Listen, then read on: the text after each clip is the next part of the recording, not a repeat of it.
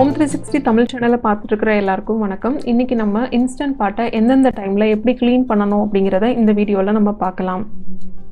Instant பாட்டை அப்பப்போ clean பண்ணி வச்சுட்டே இருந்தோம்னா ரொம்ப வருஷத்துக்கு பார்க்கறதுக்கு புதுசு மாதிரி இருக்கும், ரொம்ப நல்லா வேலையும் செய்யும். நம்ம இன்ஸ்டன்ட் பாட்டை எந்த அளவுக்கு யூஸ் பண்ணுறோமோ அதுக்கேற்ற மாதிரி வாரத்துக்கு ஒரு வாட்டியோ அப்படி இல்லைன்னா மாதத்துக்கு ஒரு வாட்டியோ இதை க்ளீன் பண்ண வேண்டியது இருக்கும். இப்போ என்ன எடுத்துக்கிட்டோம் அப்படின்னா, நான் வாரத்துக்கு மினிமம் 5 வாட்டியாவது இந்த இன்ஸ்டன்ட் பாட்டை வச்சு சமைச்சிடுவேன்.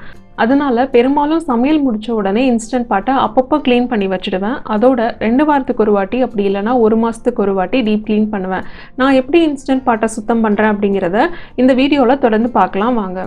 முதல்ல பார்த்தீங்கன்னா, இன்ஸ்டன்ட் பாட்டில் சமைக்கும் போது இந்த உள்ளே இருக்கிற ஸ்டெயின்லெஸ் ஸ்டீல் பாத்திரத்தில் தான் சமைப்போம். அதனால சாப்பாட்டோட டைரெக்டாக காண்டாக்டில் இருக்கிற இந்த ஸ்டெயின்லெஸ் ஸ்டீல் பாத்திரத்தையும் மூடியையும் அப்பப்போ சமையல் முடித்த உடனே கழுவி வச்சுடுவேன். அதுக்கப்புறமா இந்த மூடியில் இருக்கிற சீலிங் ரிங், இந்த சீலிங் ரிங் பார்த்தீங்கன்னா நம்ம என்ன சமைக்கிறோமோ அதோட வாசனை இதில் இருந்துகிட்டே இருக்கும் அப்படின்னு சொல்லுவாங்க. அதனாலேயே பொதுவாக கார வகைகள் சமைக்கும் போது ஒரு சீலிங் ரிங்கும், இனிப்பு வகைகள் சமைக்கும் போது இன்னொரு சீலிங் ரிங்கும் யூஸ் பண்ணிக்க சொல்லுவாங்க. நீங்கள் உங்களால் முடிஞ்சதுன்னா தனித்தனியாக சீலிங் ரிங் வாங்கி யூஸ் பண்ணிக்கலாம். ஆனால் என்ன பார்த்தீங்கன்னா, நான் ஒன்று தான் வச்சுருக்கேன். ஆனால் ஒரு ட்ரிக் நான் ஃபாலோ பண்ணுறேன். என்னென்னா, என்ன சமைக்கிறோமோ இம்மீடியட்டாக அந்த சீலிங் ரிங்கை எடுத்துட்டு சூடாக லைட்டாக மைல்டு சோப் வச்சு வாஷ் பண்ணி வச்சிட்டிங்கன்னா அந்த வாசனையை கொஞ்சம் கம்மி பண்ணலாம். ஸோ ஒவ்வொரு வாட்டியும் சமையல் முடிஞ்ச உடனே இந்த இன்னர் பாட்டையும் மூடியையும் அதுக்குள்ளே இருக்கிற சீலிங் ரிங்கையும் அப்பப்போ கழுவி வச்சிடணும். ஸோ இந்த ஸ்டெயின்லெஸ் ஸ்டீல் பாத்திரத்தை பார்த்தீங்கன்னா, நம்ம என்னதான் தேய்ச்சி கழுவினாலும் உள்ளே லைட்டாக ஒரு ஒயிட் கலர் லேயர் படிஞ்ச மாதிரியே இருக்கும். ஸோ இதை டீப் க்ளீன் பண்ணும்போது வினிகர் வச்சு வாஷ் பண்ணோன்னா போயிடும். இன்ஸ்டன்ட் பாட்டை டீப் க்ளீன் பண்ணுறதுக்கு முதல்ல உள்ளே இருக்கிற இந்த பாட்டில் 1 கப் தண்ணி, 1 கப் வினிகர், அப்புறம் கொஞ்சமாக எலுமிச்சம்பழத்தூள் இதை போட்டுட்டு லிட்டை வச்சு க்ளோஸ் பண்ணிவிட்டு ஸ்டீம் ஆப்ஷனில் 2 நிமிஷம் வச்சிடணும். அதுக்கப்புறமா ஸ்டீம் தானாக ரிலீஸ் ஆன உடனே மூடியை திறந்துட்டு நம்ம இதில் இருக்கிற குட்டி குட்டி பார்ட்ஸு எல்லாம் தனித்தனியாக பிரித்து எடுத்துக்கலாம். முதல்ல இந்த வெயிட் எடுத்துக்கலாம். இதை மேல் நோக்கி இழுத்தாவே தானாக வந்துடும். அதுக்கப்புறமா இந்த மூடியோட உட்பகுதியில் வெள்ளை கலரில் ஒரு சிலிக்கான் வால் மாதிரி இருக்கும். அதையும் நீங்கள் எடுத்துடலாம். அதை எடுத்தீங்க அப்படின்னா ஒரு ஃப்ளோட்டிங் வால்வ் இருக்கும், அதுவும் வந்துடும் தானாக. அது கூடவே இங்கே சில்வரில் கவர் ஆகிருக்கு இல்லையா, ஸ்டெயின்லெஸ் ஸ்டீல் கேப் மாதிரி இருக்கு இல்லையா, இதையும் நீங்கள் ரிமூவ் பண்ணலாம். பட் என்னோட இன்ஸ்டன்ட் பாட்டில் இப்போ வரைக்கும் நான் அதை எவ்வளவோ ட்ரை பண்ணி பார்த்துட்டேன், ரிமூவ் பண்ண முடியலை. இந்த மூடியோட உட்பகுதியில் இருக்கிற சீலிங் ரிங்கையும் எடுத்துடலாம். கடைசியாக கண்டென்சேஷன் கலெக்டரையும் எடுத்துட்டு நம்ம இந்த பொருட்களை ஒன்றா வாஷ் பண்ணலாம். இது எல்லாத்தையும் ஒரு தட்டில் சேர்த்து வச்சுக்கோங்க. ஏன்னா ரொம்ப சின்ன சின்ன பாட்டாக இருக்கிறதுனால மிஸ் ஆகிடும் நம்ம வாஷ் பண்ணும்போது. அதனால் பத்திரமா எடுத்து வச்சுக்கிறது நல்லது. நம்ம பாத்திரம் தேய்க்கிறதுக்கு என்ன சோப்பு யூஸ் பண்ணுறோமோ அதே இந்த பொருட்கள் க்ளீன் பண்ணுறதுக்கும் பயன்படுத்திக்கலாம்.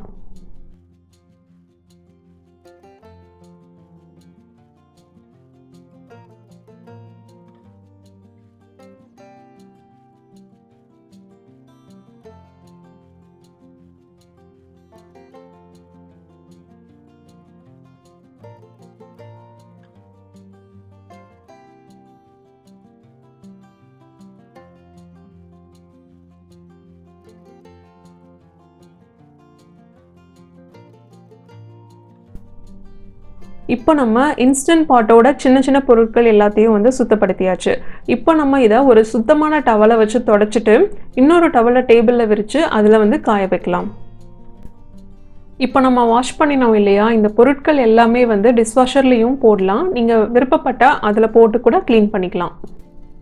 இந்த பொருட்கள் எல்லாம் காஞ்சிட்டு இருக்கட்டும். இதுக்கு இடையில நம்ம இன்ஸ்டன்ட் பாட்டை க்ளீன் பண்ணிடலாம். முதல்ல அதுக்கு ப்ளக்கை வெளியே எடுத்துடலாம். எந்த எலக்ட்ரானிக்ஸ் அப்ளையன்சஸாக இருந்தாலும் பவர் கனெக்ஷன் இருக்கிற போது நமக்கு சுத்தப்படுத்தக்கூடாது. பவர் கனெக்ஷனை ஃபஸ்ட்டு ஆஃப் பண்ணிடணும். அப்படி இல்லை அப்படின்னா இந்த பவர் கனெக்ஷன், அதாவது இந்த ப்ளக்கை வெளியே எடுக்கிற மாதிரி இருந்ததுன்னா எடுத்துட்டு தான் நம்ம சுத்தப்படுத்துறத ஆரம்பிக்கணும். இன்ஸ்டன்ட் பாட்டில் இங்கே இருக்கிற கேப்பை சுத்தப்படுத்துறதுக்கு நம்ம பழைய சுத்தமான டூத் ப்ரஷ் எடுத்துக்கலாம். அப்படி இல்லைன்னா இந்த மாதிரி ஒரு ப்ரஷ்ஷை கடையில் வாங்கிக்கலாம். ஸோ இதை லைட்டாக சோப்பு தண்ணி இல்லைனா பிளைன் வாட்டரில் நினச்சிட்டு இதை நம்ம இப்போ க்ளீன் பண்ணிக்கலாம். நீங்கள் சோப்பு தண்ணியை வச்சு சுத்தப்படுத்துனீங்கன்னா அதுக்கப்புறமா சுத்தமான தண்ணியை வச்சு இன்னொரு வாட்டி அதை தொடச்சி எடுத்துருங்க. நான் முதல்ல சோப்பு தண்ணி வச்சு சுத்தப்படுத்துவேன். அதுக்கப்புறம் சுத்தமான தண்ணி வச்சு தொடச்சி எடுத்துருவேன். அதுக்கப்புறம் ட்ரையாக இருக்கிற ஒரு டவலை வச்சு நல்லா அங்கே ஈரப்பதம் இல்லாமல் தொடச்சி எடுத்துருவேன். இப்போது இன்ஸ்டன்ட் பாட்டோட உள்ளே இருக்கிற பகுதியை நம்ம சுத்தப்படுத்தலாம். இதுக்கு தண்ணி தெளிக்கணும்னு அவசியம் இல்லை, சும்மா தொடச்சி விட்டாவே போதும். வேணும் அப்படின்னா லைட்டாக துணியை தான் தண்ணியில் நனைச்சிட்டு நம்ம துடைக்கணும், ஸ்ப்ரே பண்ணக்கூடாது. அப்புறம் வெளியே இருக்கிற பகுதிக்கு வந்து சுத்தமான தண்ணியை ஸ்ப்ரே பண்ணி விட்டுட்டு நல்லா ஒரு ட்ரையாக இருக்கிற டவலை வச்சு நல்லா அழுத்தி தொடச்சி விட்டுடுங்க. அப்படி தொடச்சி விட்டாவே போதும், பார்க்குறதுக்கு பளிச்சுன்னு ஆகிடும். அதே டவல்லையே வந்து இந்த பிளக்இன் பண்ணுற வயரையும் நம்ம தொடச்சிக்கலாம். இன்கேஸ் இந்த டவல் வந்து ஈரமாக இருந்ததுன்னா ட்ரையாக இருக்கிற டவலை வந்து பயன்படுத்திக்கோங்க. இப்போது இன்ஸ்டன்ட் பாட்டோட எல்லா பகுதியையும் அதோட சின்ன சின்ன பொருட்களையும் நம்ம நல்லா சுத்தப்படுத்தியாச்சு. எல்லா பொருட்களும் ஈரப்பதம் இல்லாமல் நல்லா காஞ்ச உடனே பிரித்து எடுத்த பொருட்களை அதோட இடத்துல திருப்பி மாட்டி விட்டுடலாம். இந்த சின்ன சின்ன பொருட்களை திருப்பி மாட்டும் போது எந்தவித டேமேஜும் இல்லாமல் இருக்கிற மாதிரி பார்த்துக்கணும். இந்த இன்ஸ்டன்ட் பாட்டோட சீலிங் ரிங் வந்து பார்த்தீங்கன்னா ஒவ்வொரு வாட்டி சமைக்கும் போதும் ப்ராப்பராக செட் ஆகிருக்கா, வெடிப்பெல்லாம் எதுவும் இல்லாமல் இருக்கா அப்படிங்கிறத செக் பண்ணிக்கணும்.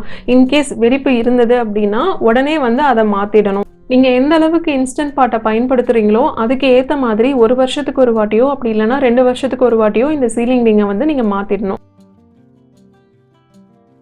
அப்போ தான் இன்ஸ்டன்ட் பாட்டை வந்து ரொம்ப வருஷத்துக்கு பயன்படுத்த முடியும். கடைசியாக இந்த ப்ளக்கையும் மாட்டி விட்டுடலாம். வேணும் அப்படின்னா பவர் ஆன் பண்ணிவிட்டு இன்ஸ்டன்ட் பாட் ப்ராப்பராக ஒர்க் ஆகுதா அப்படிங்கிறத செக் பண்ணிக்கலாம்.